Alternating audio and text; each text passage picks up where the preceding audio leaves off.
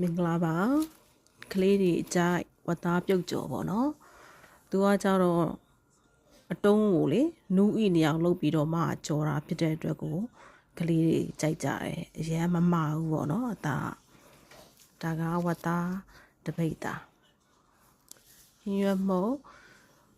တမင်စားစွန်းတဝက်ချက်သားမုတ်လေတမင်စားစွန်းရဲ့တဝက်ထည့်မယ်နော်စားကတော့3ပုံတစ်ပုံလောက်ထည့်မယ်ငရုတ်ကောင်းလဲ3ပုံတစ်ပုံလောက်ပဲထည့်မယ်နော်နောက်နနပွင့်အမှုတ်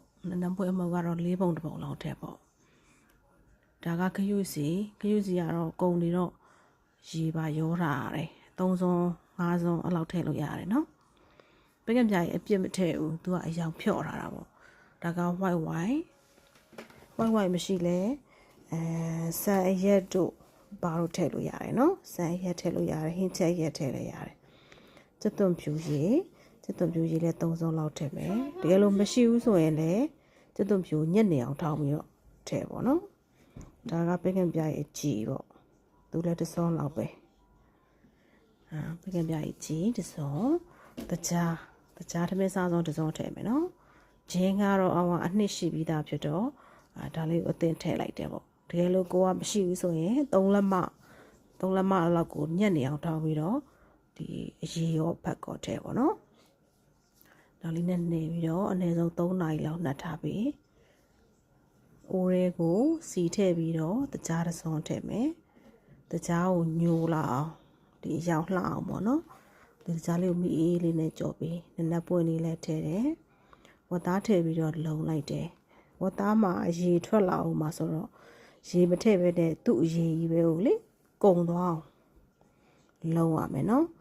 တပြေးပြေးနဲ့တော့လုံရင်းနဲ့ဒီရေတွေကခမ်းပြီးတော့စီဖြစ်လာရင်တော့အရောင်လေးပြောင်းလာလိုက်မယ်အဲကြရင်ရေထက်အဖုံးအုပ်ပြီးတော့တဲတာသူကတရေနဲ့မနူ